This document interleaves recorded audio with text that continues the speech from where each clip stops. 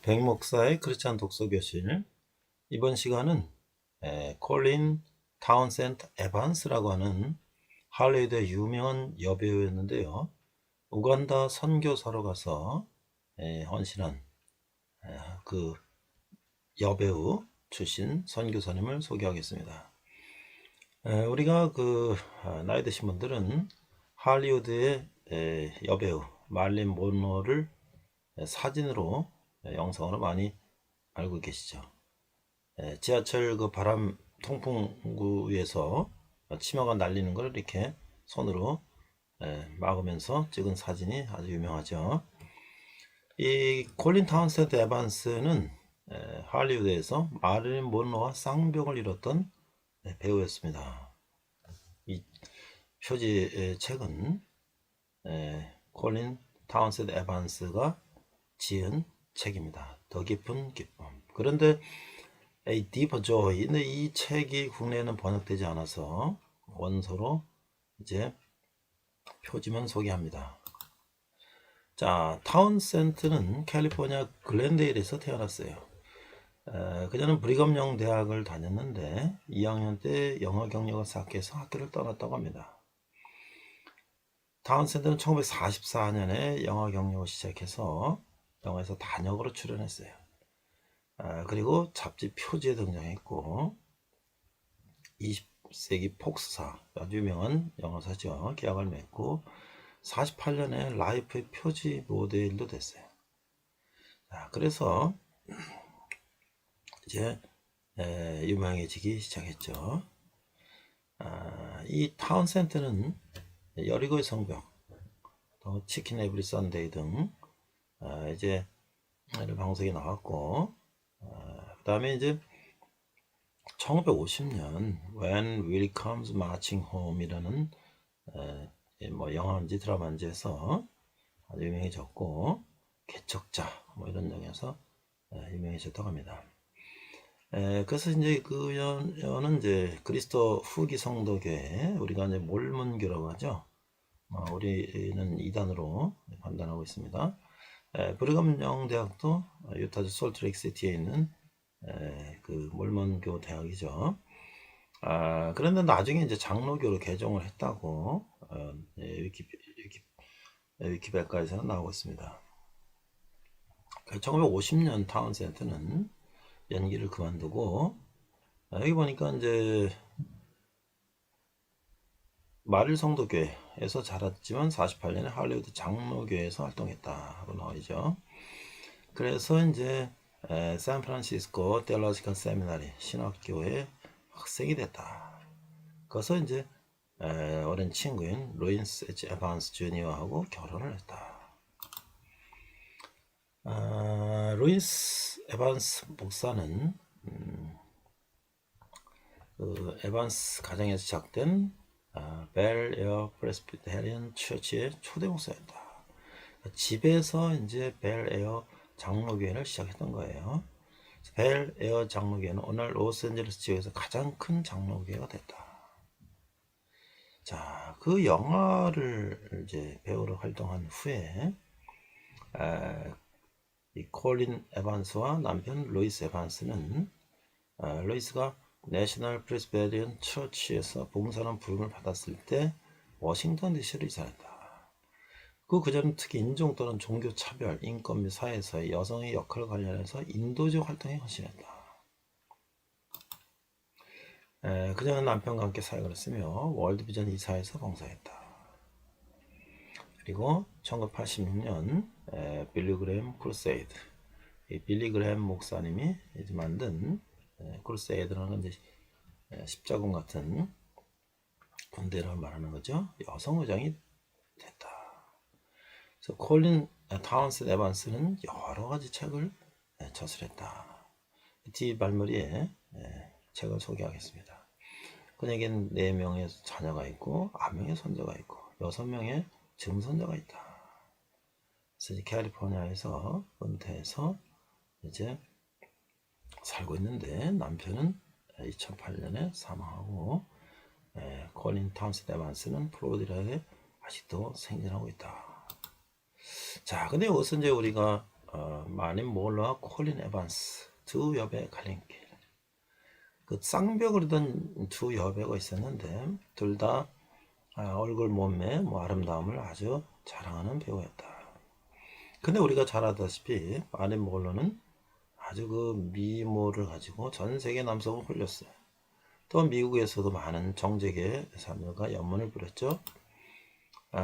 그래서 이제 존 F 케네디 대통령의 이제 생일 파티도 초대받았다. 그래서 뭐 그런 이제 연문을 많이 뿌렸고 부귀영화를 누렸죠. 그래서 로버트 케네디 형제하고도 연문을 뿌렸고 아주 미국 사회를 떠들썩하게 했다. 그런 많은 스캔들과 이런 매스컴의 스포트라이트를 받았지만 그녀는 그 허무와 영적 갈등, 고독을 이기지 못하고 수면제를 과다 복용해서 자살했다는 뜻으로 세상을 너무 놀라게 했다. 근데 반면에 이 콜린 에반스는 같은 당대의 유명한 배우였지만 그는 인기 절정을 누리던 어느 날 갑자기 배우직을 청산하고 음악을 떠나기 선언했다. 그래서 은퇴 기자회견에서 저는 깊은 사랑에 빠져 있습니다. 그래서 저는 할리우드를 떠나게 됐습니다. 그러니까 많은 청중과 기자들이 도대체 그 행운의 남자가 누구냐? 그랬더니 그는 바로 예수 그리스도다 라고 고백을 했던 것이죠. 나를 선택하신 그분에게 내가 지금 빚을 갚기 위해 나는 지금 선거사가 되려고 신학대학에 입학했습니다. 그 에반스는 남편과 함께 아프리카 우간다로 가서 선교 활동을 했다. 그리고 다시 이제 안식년을 맞아서 들어왔을 때 빌리그램 목사님 물었다고 합니다. 콜린 에반스 할리우드 영광과 명예와 인기를 포기하고 우간다 선교사로 떠난 것이 후회되지 않습니까? 정말 행복합니까? 후회라뇨. 목사님 무슨 후회입니까? 이 선교 사역은 나에게 가문하기도 하지만 영국 여왕 자리와도 바꿀 수 없는 귀중하고 보람된 자리입니다. 뿐만 아니라 미국 대통령 자리도 바꿀 수가 없습니다.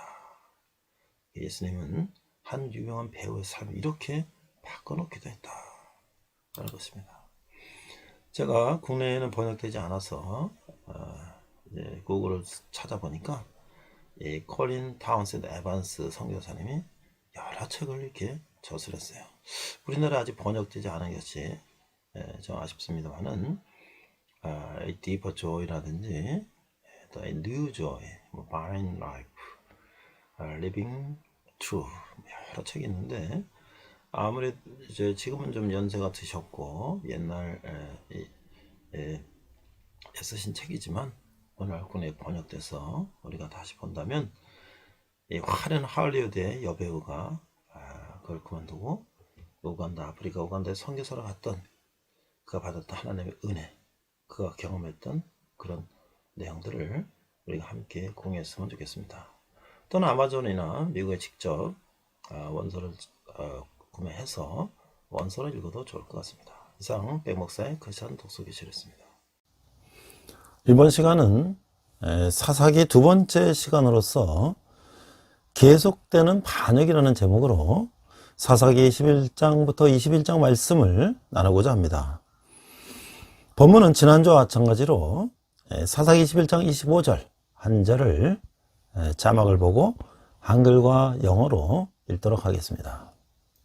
사사기 11장 25절 그때 이스라엘에 왕이 없으므로 사람이 각기 자기 소견에 옳은 대로 행하였더라.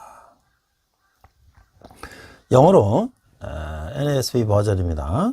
자치 21장 25절 In those days there was no king in Israel.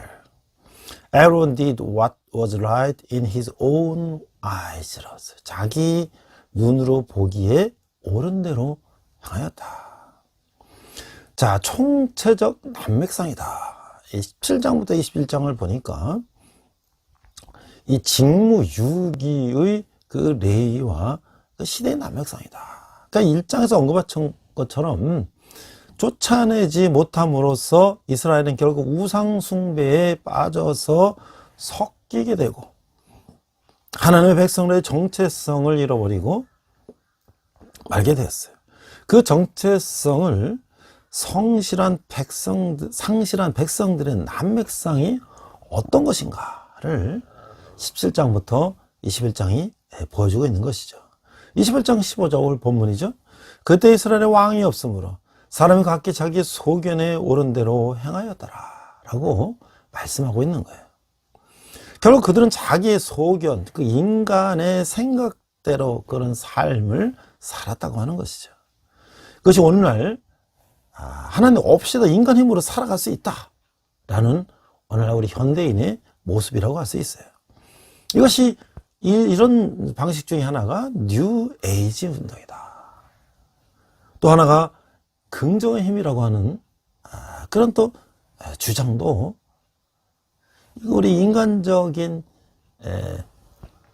생각을 강조하는 그런 것이다. 그러나 성경은 분명히 말하고 있어요. 우리 다음 구절을 생각해 보면 잠언 16장 9절 말씀에 사람이 마음으로 자기의 길을 계획할지라도 그의 걸음을 인도하시는 이는 여호와시니라 라는 말씀을 우리가 기억해야 할 것이고, 잠언 16장 33절에 보면 제비는 사람이 뽑으나 모든 일을 작정하기는 여호와께 있느니라. 시편 37편 5절 내 길을 여호와께 맡기라. 그를 의지하면 그가 이루시고 라고 말씀하고 있는 거예요.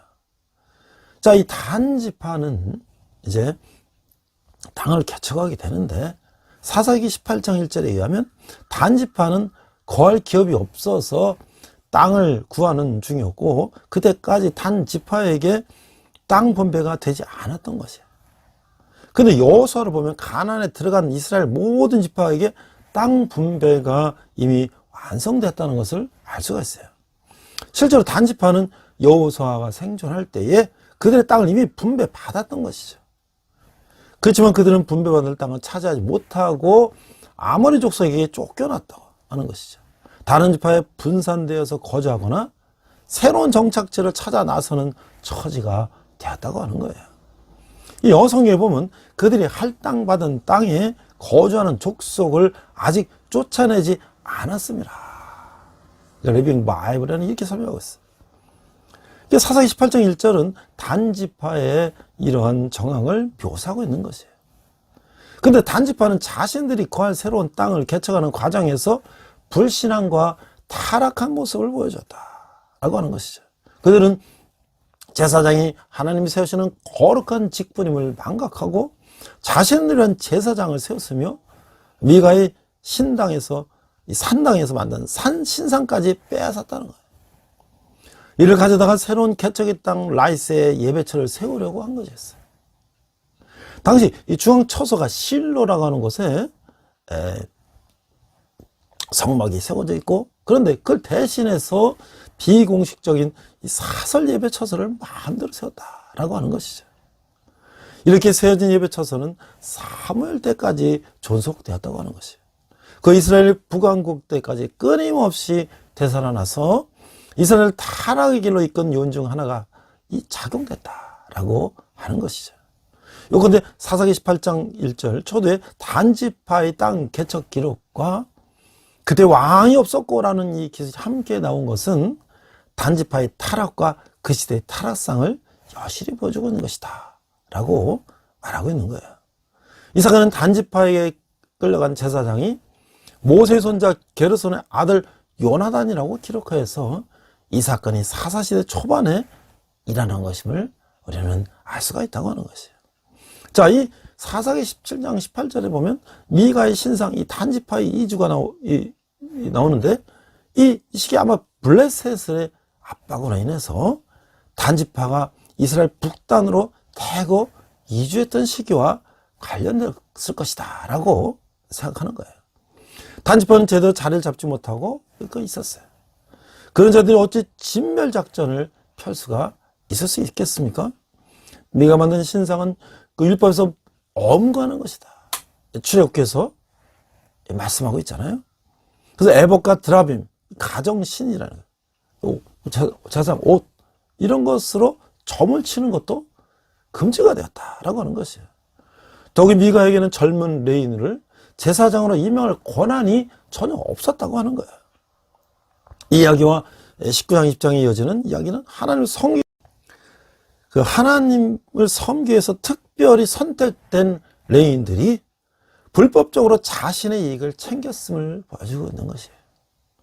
일반 백성과 마찬가지로 그들도 자기 소견대로 처신했다고 하는 것을 우리는 알 수가 있죠. 그 레인들에게는 땅을 할당하지 않고 이 48성읍으로 배치해서 각 지파에게 모세가 명한 대로 여호와의 규례를 가르치는 일을 감당해야 함에도 불구하고 이 본문의 레이는 거할 곳을 찾고자 하여 돌아다니는 일을 하고 있었다는 거예요. 그 자신의 직분을 미가에게 팔고 미가의 신성시하는 물건들을 훔쳐서 단지파에게 전달했다는 거예요. 단지파는 북쪽에 새 성소를 세워서 당시 이스라엘의 참된 신앙 중심지였던 실로에 맞서고 있다는 것이죠. 자, 이 사사기 19장에서 21장에 보니까 기바에서 강간 사건이 일어났다. 그러니까 베냐민 자손에 대한 징벌이 일어났다는 사건을 우리가 살펴보고자 합니다. 19장에서 하나님의 율법을 가르쳐야 할 레위가 얼마나 타락했는지를 보여주고 있어요. 그는 바로 쫓아내지 못했기 때문이라는 것을 우리는 항상 기억해야 할 것이죠. 왕이 없었다는 것은 인간 왕이 없었다는 것을 의미하지 않고 그들의 삶의 인도자이신 하나님을 왕으로 순종하는 그런 신앙이 없었다고 하는 거예요. 그래서 삶의 본이 될 레위가 첩을 두고 소돔과 고모라 비슷한 상황이 벌어지고 있었고 그 첩은 베냐민에 속한 기바 사람들에게 윤간을 당하며 살해되는 끔찍한 사건이 일어났어요. 그의 남편이 레이는 그 몸을 잔인하게 12토막으로 잘라서 12지파에게 보내서 복수를 해달라고 하는 거예요. 그 베냐민 자손이 이 범죄자들, 기바 사람들을 넘겨주지 않음으로 인해서 내전이 일어나게 되는데 그 결과 베냐민 자손이 거의 멸절되다시피 하는 그 민족적인 비극을 받게 되고 있는 것이죠. 이런 어처구니 없는 일들은 바로 인간들이 자기 소견대로 행한 결과라고 하는 것이죠. 자기 소견대로 행했다는 것은 바로 인간의 뜻대로 행했다는 것을 말하는 것이에요. 하나님 없는 인간이 하는 일은 이 도덕 불감증에 걸릴 수밖에 없다고 하는 것이죠. 자, 왜 이스라엘 백성들은 말이죠. 왜 하나님을 떠나서 자꾸 팔던 그 우상을 섬길까? 우선 이 사사시대의 경우를 보면 레인들이 그들의 율법 가르침의 직무를 망각했거나 유기한 것이 그 원인이 되고 있죠. 믿음은 들으면서 난다고 했는데 가르친 자가 없으니까 어찌 들을 수가 있겠어요. 오늘 교회에서도 바른 가르침이 있어야 하는 것이죠. 가르침이 있는 것이 중요한 것이 아니라 바른 가르침, 진짜 복음, 즉 십자가의 복음을 가르쳐야 한다고 하는 것이죠. 우상을 섬기게 되는 또 다른 이유는 그 위험 부담이 있다는 거예요. 하나님을 섬기고 순종하는 것은 현실의 안락하고 손실의 삶을 포기하는 그 위험 부담이 다르기 때문이라고 하는 것이죠. 이번 우상은 어떻습니까? 그냥 우리가 우상에다 절하고 예물을 바치고 그냥 우리가 달래서 우리에게 복 주세요 하면 되는 거예요. 하나님은 우리에게 그보다 더한 것을 요구하시기 때문에 우리가 하나님을 믿는 게 그만큼 힘들다고 하는 것을 누구나 알고 있다는 거예요. 그래서 하나님이 주시는 축복은 지켜 행하여야 오는 축복이라는 거예요. 즉 조건부 축복이라는 거예요. 사람은 그런 걸 싫어하는 거죠. 내가 위험 부담하는 걸 싫어한다는 거예요. 그 우상은 지켜 행하면의 조건을 달지 않고 있죠. 우상은 그런 위험 부담 없이 쉽게 축복을 준다고 가르치기 때문에 거기에 속아 넘어가는 거예요. 그것이 사탄의 속임수임을 우리는 알아야 한다는 것이죠. 우리가 위험 부담을 이 핫도짝에다 걸면 그 도박이 되는 거예요. 또 증권에 걸면 그건 투기가 되는 것이고 하나님에 걸면 바로 그것이 믿음이 된다고 하는 것이죠. 자, 그래서 우리가 이 삼손의 사건을 통해서 우리가 이제 교훈을 얻을 수가 있는 거죠. 이 사사기에서 사사들이 나오는데 왜 삼손에게 그 많은 시간을 이제 투자해서 삼손을 얘기할 수 있을까? 그러면 하나님은 삼손의 이야기를 통해서 무엇을 우리들에게 하시고 싶을까? 라는 것을 우리는 생각할 수 있다는 것이죠. 사실 삼손의 이야기는 소설이나 영화나 애니메이션이나 오페라나 뭐 많은 곳에 소재가 되고 있죠. 이 미국 마크 에테베리 목사님이 삼손 신드롬이라는 그 책에서 이 삼손같이 강한 남자들이 범할 수 있는 12가지 문제를 지적한 게 있다. 그 보니까 첫째, 죄의 경계선을 무시한다. 둘째, 정욕과 씨름한다. 셋째, 남의 조언을 무시한다. 넷째, 규칙을 깨트린다. 다섯째, 자기 가시가 강하다.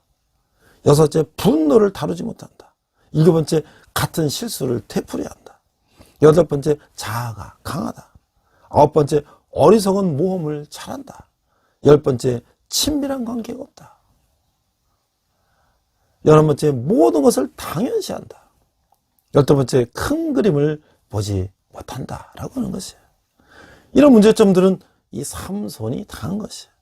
사사기 14장에서 보니까 삼손의 이 기사를 읽을 때 위치한 이 삼손의 문제점은 어떻게 나타난가를 우리가 잘 새겨봐야 할 것이죠. 자, 앞서 자기 소견에 옳은 대로 하는 그런 행동들이 과거에 있었는가? 오늘도 있다고 하는 거예요. 우리 뉴 에이지 운동이라는 게 한창 벌어지고 있었죠. 자, 이것은 뭐냐면 신비주의나 점성술 등이 유행하는 그런 시대가 지금도 뭐 따로점이라든지 청년들이 제가 홍대 거리 한번 전에 가보니까 그 따로점이라는 게 쫙 그 천막 같은 게 있어요. 젊은이들이 재미를 본다는데 그래서 자기 운명을 이런 점치는 사람한테 본다고 하는 것은 어리석은 일이죠. 저 젊은이 합리적인 젊은이 재미로 한다 그러지만 그것이 자기 영혼에 영향을 주는 것이니까 위험한 것이라고 하는 것인데 오늘날도 그것이 많이 퍼졌다고 하는 거예요. 그 영적인 상실감과 공허감에 젖은 현대 사회의 새로운 신문화 운동으로 대두됐다. 그러니까 유신 사상을 부정하고 범신론적이고 개인이나 작은 집단의 영적 각성을 추구하는 반기독교적인 경향을 말하는 것이다. 뉴에이지 운동은 개개인의 영적 변화, 즉 인간의 내적 능력을 개발시켜 우주의 차원에 도달하는 것이 바로 구원이다. 인간이 스스로 구원에 이룰 수 있다. 뭐 이런 얘기겠죠. 그러나 이 운동의 주된 관심사는 종교의 진리 추구가 아니라고 하는 것이죠. 그들은 인간 안에 있는 무한한 잠재력과 신적 능력을 개발시켜서 자기 무죄에서 해방되고 치유되고자 할 뿐이라는 거예요. 자, 이 운동은 1875년 러시아 출신 미국 여성인 헬레나 페드로바 블라바츠카에 의해서 되었다 하는 것이요. 이 기본 원리는 뭐냐면 모든 것은 하나다. 이것이 오늘날 이제 신사도주의와 연결됐어요. 원띵. 그래서 이론론, 모노이즘. 그 이론론에서 범신론이나 만유, 내재, 신설. 이것이 발전되었다고 볼 수가 있는 것이죠. 즉 신은 만물 안에 존재하고 만물은 신이다 라고 하는 모든 것이 다 신이다 라는 범신론주의자들이에요. 이러는 이 사상은 어디서 나왔냐? 이 동양의 종교인 힌두교와 불교의 영향과 심리학에 기반을 둔 것이다. 그러다 보니 뉴에이지 사상은 이 진화론을 바탕으로 한 과학주의, 초월적 하나님 사상을 부정하는 그노시스주의, 영지주의, 쾌락주의, 인간이 신이라고 하는 인본주의를 배경으로 하는 반기독교적인 운동으로서 일종의 혼합종교라고 할 수 있다. 이런 것들을 이제 주장하면서 신비적인 어떤 그런 것들을 얘기하니까 젊은 사람들이 많이 빠져들고 있다는 것이죠. 자, 또는 한때 미국에서 굉장히 유명했던 우리나라 책도 번역되고 뭐 많은 그런 영향을 받았던 이 조엘 오스틴의 저서인 이 긍정의 힘, 이런 것도 문제가 많다는 거예요. 이 제목만으로도 좀 이게 굉장히 뭔가 이 상업성이 드는 것이죠. 거부감이 드는 책이에요.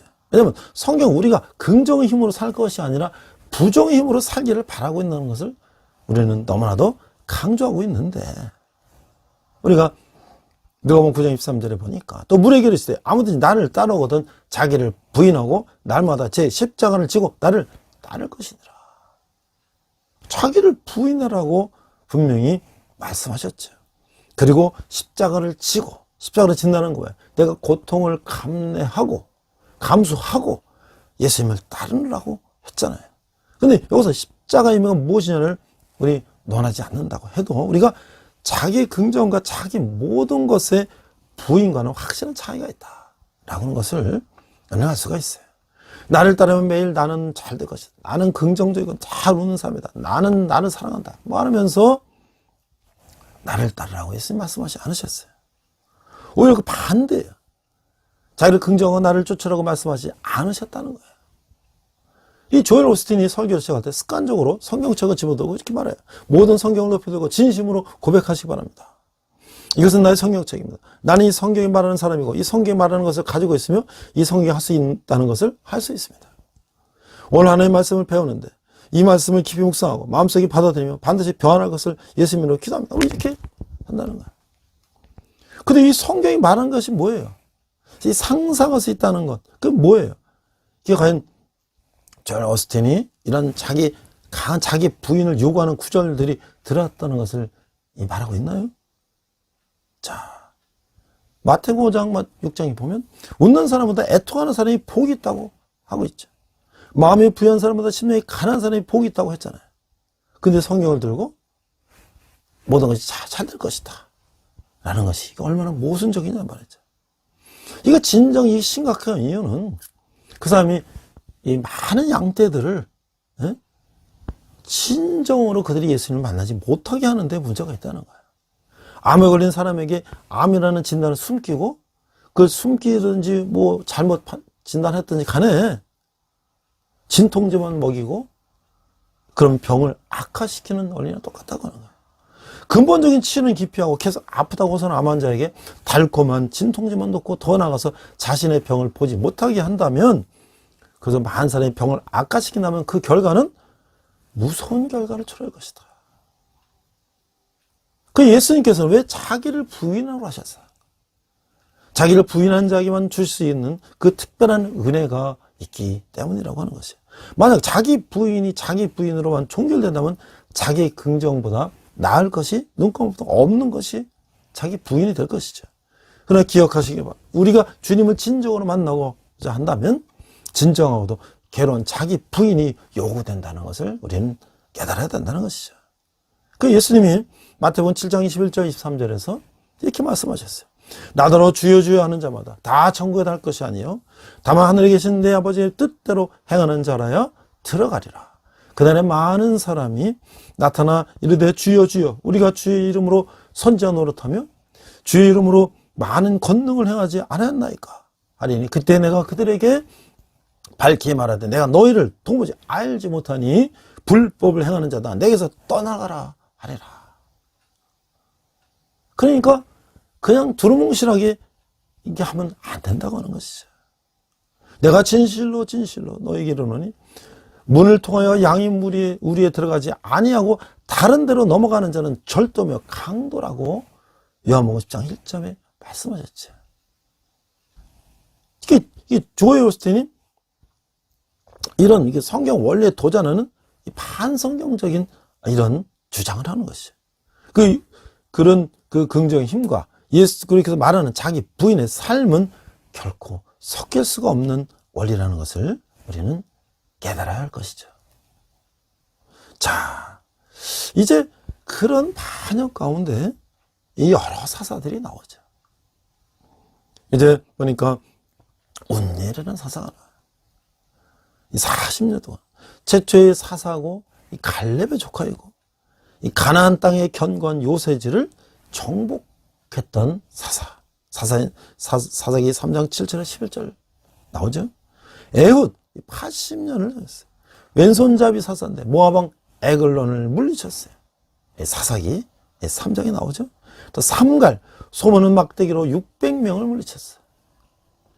또 3장에 나옵니다. 드보라 여자 사사인데 바락과 협력하여 가나안 왕 야빈과 그의 군대장관 시스라를 물리친 사사도 있고요. 사사기 4장에서 5장에 나오죠.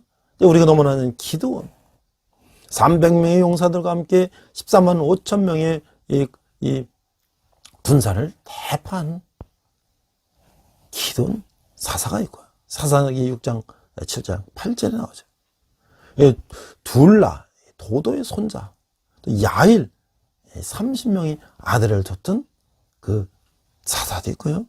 입다, 기생의 아들인데 암못 족속을 물리치고 경솔한 소원으로 외동딸을 제물로 바친 사사도 있고, 입산, 아들 30명과 딸 30명을 두었던 사사, 엘론, 압돈, 그리고 우리가 앞서 언급했던 이 삼손 사사가 있죠.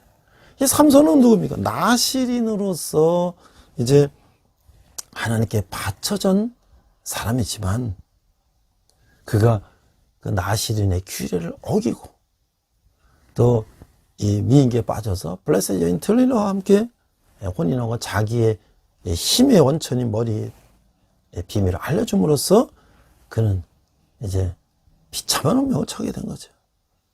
자, 우리가 이 힘의 리더 삼손은 이게 유대의 지도자가 구비하는 그 다양한 자격을 가지고 있었어요.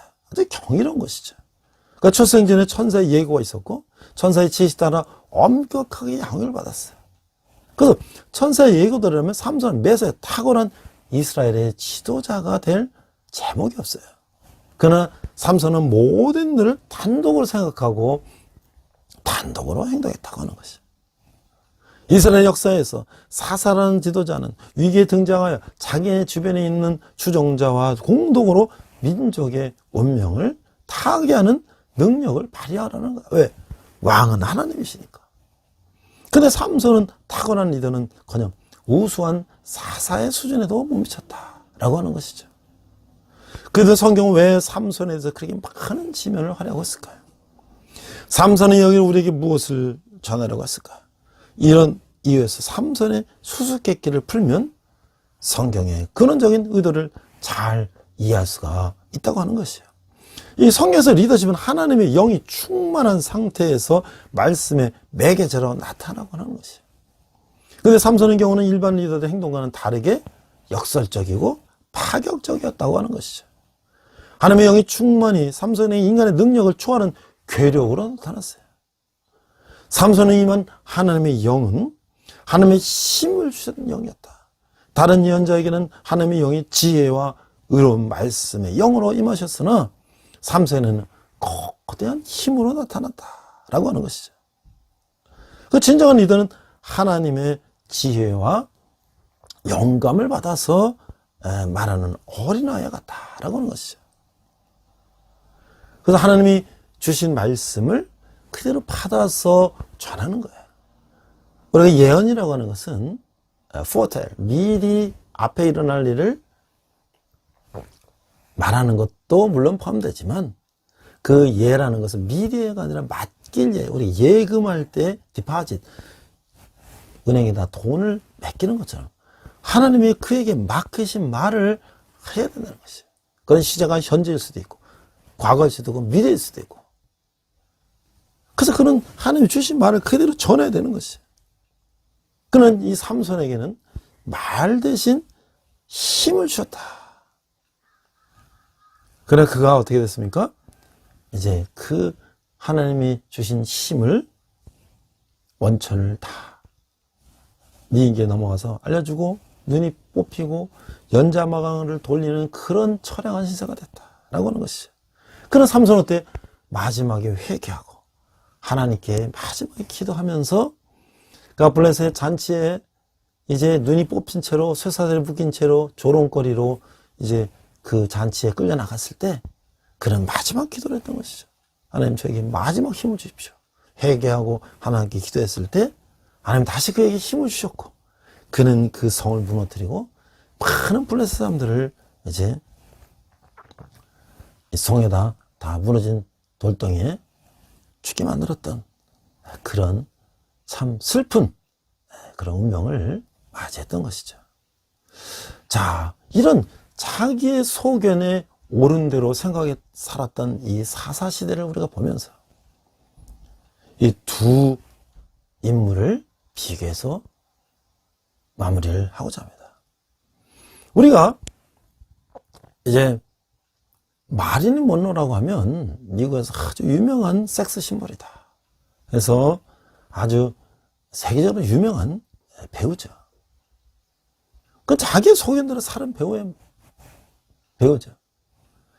그런데 저도 인터넷 찾아보고 이렇게 연구를 해보니까 그때 쌍벽을 이뤘던 콜린 타운센드 에반스라고 하는 여인이 있었다. 여배우가 있었다.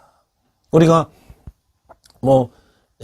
여배우 트로이카 이런 거 있었지 않습니까? 옛날에 문희 김지미 누구 하면서 또 신트로이카 유진 누구 해갖고 그런 거 있었잖아요. 근데 이 마릴린 먼로와 콜린 에반스는 아주 쌍벽을 이루는 그런 여배우였다. 1960년대 미국에서 쌍벽을 이루던 헐리우드 여배우가 2명 있었다. 한 사람은 마릴린 먼로고 또 한 사람은 콜린 타운센드 에반스였다. 그 두 배우는 얼굴은 몸매 이런 걸 과시하면서 1960년대 쌍벽을 이루며 관능미를 자랑하는 헐리우드의 육체파 여배우였다. 그 두 여배우들은 당대의 박수와 갈채와 인기를 한몸에 받고 돈방석에 앉아서 부귀영화로 최고로 누리면서 살았다고 전해지고 있죠. 왜 잘하는 마릴린 먼로는 잡지나 영화나 이런 데 많이 봤죠. 매혹적인 미의 괴력은 그녀가 하체를 한 번만 흔들어주면 많은 사람들이 그냥 미국 젊은 남자들이 아주 심장을 뒤로 놓을 정도로 아주 대단한 그런 영향을 줬다라고 하는 것이죠. 그래서 연예계의 언론들은 경쟁하듯이 이걸 그냥 매스컴의 사진과 뉴스로 이제 보여줬죠. 그래서 섹스 심볼이다라고 그렇게 얘기했던 거예요. 아주 대단한 그런 배우였죠. 그래서 이제 마릴린 먼로가 존 F 케네디 대통령으로부터 생일 파티에 초대받았다. 그 대통령 앞에서 요염한 모습으로 해피 버스데이 투 유 이렇게 불렀다는 그런 얘기도 있어요. 그래서 그날 그녀를 본 케네디 대통령이 너무나 아주 황홀하다고 행복하다고 이렇게 말했다 그래. 이제 내가 대통령을 그만둬. 이게 한 나라의 대통령으로서 참 경솔하기 짝이 없는 그런 말을 한 것이죠. 이게 큰 실수가 되는 것이에요. 자, 그녀는 이제 세상 사람들의 박수 갈채를 한 몸에 누리고 돈방석 위에 앉아 부경을 최고로 누리고 그 다음에 이 케네디 대통령과 또 동생인 로버트 케네디 법무장관과도 연문을 뿌리고 아주 미국 사회를 떠들썩하게 만든 여인이었어요. 그 많은 남자들 스캔들을 벌이고 그러나 나중에는 그 내면에서 밀려오는 허무와 영적 갈등과 고독을 느끼지 못하고 수면제를 과다 복용해서 자살했다는 그런 뉴스가 나왔죠. 자, 그런데 그때의 마릴린 먼로에 못지않게 할리우드에서 많은 인기와 명예를 누렸던 또 다른 여배우가 있었는데 그 이름이 바로 콜린 타운센드 에반스라는 여배우였다. 그 마릴린 먼로와 동시대에 1960년대에 살았던 최고의 미녀 중 또 한 명의 미녀였다라고 하는 것이죠. 그러나 콜린 에반스는 인기 절정을 누리던 어느 날 갑자기 배우직을 청산하고 화려한 할리우드의 스크린을 떠나겠다고 선언했다라고 하는 것이죠. 그리고 콜린 에반스는 은퇴 기자회견에서 이런 얘기를 했어요. 여러분, 저는 지금 깊은 사랑에 빠져 있습니다. 저도 그 깊은 사랑에서 헤어날 수가 없습니다. 그래서 저는 할리우드를 떠나게 되었습니다. 아주 폭탄 선언이죠. 이 청년들은 환호성을 치고 언론들은 연일 뉴스거리로 화제가 됐어요. 도대체 콜린 에반스가 사랑하는 그 남자가 누구냐? 그 행운의 남자가 누구냐? 왜 음악계 스크린을 떠나 그를 선택했느냐? 라고 아주 뉴스가 대서특필했죠. 당시 기자들의 공통 질문은 도대체 누구와 그런 사랑에 빠졌는가 했다는 것이에요. 그 남자가 누굽니까? 콜린 에반스는 내가 그를 선택한 것이 아닙니다. 그분이 나를 선택한 것입니다. 그분은 바로 예수 그리스도십니다. 그분은 나를 위해 십자가에서 죽으신 분입니다. 나를 선택하신 그분에게 내가 지고 있는 빚을 갚기 위해 나는 지금 선교사가 되려고 신학대학에 입학했습니다. 그 외에 콜린 에반스는 신학대학을 졸업하고 같은 선교사와 결혼했어요. 그리고 남편과 함께 아프리카 우간다의 선교사로 파송되어서 성실하게 선교활동을 수행했다고 하는 것이죠. 신령한 아프리카 선교사를 마치고 안식년에 잠깐 귀국했을 때 빌리그램 목사님이 물었다네요. 콜린 에반스 할로드의 영광이 명예와 인기를 포기하고 우간다 선교사로 떠난 것이 후회되지 않습니까? 그랬더니 후회라뇨. 목사님 무슨 후회입니까? 이 선교사가 나에게 과반하기도 하지만 영국의 여왕자리와도 바꿀 수 없는 귀중하고 보람된 자리입니다. 뿐만 아니라 미국 대통령 자리와도 바꿀 수가 없습니다. 라고 말했다고 하는 것이에요. 우리 예수님이 이 한 유명한 여보의 삶을 이렇게 바꾸는 분이다. 라고 하는 것을 우리가 알 수가 있죠. 그러니까 타운센터는 이 할리우드가 그 찬란한 명성 뒤에 얼마나 쾌락과 난잡함으로 얼룩져 있는지를, 인기와 명예가 얼마나 허망한 것인지를 깨달았다고 하는 것이죠. 그래서 그는 할리우드를 떠나서 선교사가 됐다고 하는 것이죠. 근데 이제 그러고 나서 사람들은 타운센터에게 아주 어리석은 선택을 했다고 조소를 하게 했어요. 보냈어요. 반면 말로는 케네디 대통령을 비롯한 많은 남성을 유혹해서 그런 삶을, 타락된 삶을 살고 또 마약에 중독되고 살다가 결국은 자신의 처지를 비관해서 자살하고 말았어요. 누가 더 가치 있는 삶을 살았는지는 너무나 분명하다는 거예요. 원래는 자살하기 직전에 타운센터에게 이런 편지를 보냈다고 해요. 난 내가 할리우드를 떠날 때 어리석은 선택이라고 생각했지. 경쟁 상대가 없어졌다고 좋아하기도 했어. 하지만 이제 내가 참으로 부럽구나. 난 지금 이 세상에서 가장 불행하고 가장 비참한 인간이야. 나는 정말 내가 부럽다. 라고 편지를 썼다고 하는 거예요. 많은 남성의 이목과 찬란한 스포트라이트를 한 몸에 받았던 이 월드스타의 마지막 편지가 이렇게 비참할 줄 누가 짐작이나 했겠어요. 우리를 짜릿하게 유혹하는 이 세상에는 죄악의 즐거움이 있을 뿐이라고 하는 것이죠. 참된 기쁨이 없다고 하는 것이죠. 오직 하나님만이 우리에게 참된 만족을 주신다고 하는 거예요. 이 세상의 모든 쾌락과 유혹은 정말 그것을 처음에 접했을 때는 모든 세상과 바꿀 수 없는 것처럼 짜릿한 쾌감을 느끼지만 그것이 반복되면 그 안에 영혼이 없고 그 안에 허무와 좌절과 낙심만 있고 또 그것을 헤어나오려면 도저히 나올 수 없는 늪처럼 나를 계속 끌어당기는 그런 사탄의 힘이 있죠. 그것을 번할 수 있는 것은 오로지 예수 그리스도 분이라고 하는 것이죠. 우리 함께 기도하겠습니다. 하나님 아버지, 자기의 소견에 오른 대로 살았던 이 사사기 시대를 바라보며 우리가 하나님의 뜻을 발견하고 하나님의 뜻에 합당하게 자기를 부인하고 십자가를 지고 가는 그런 삶을 우리가 당당하게 우리가 살아갈 수 있는 우리가 되게 하여 주시옵소서. 감사드리며 예수님 이름으로 기도했습니다. 아멘.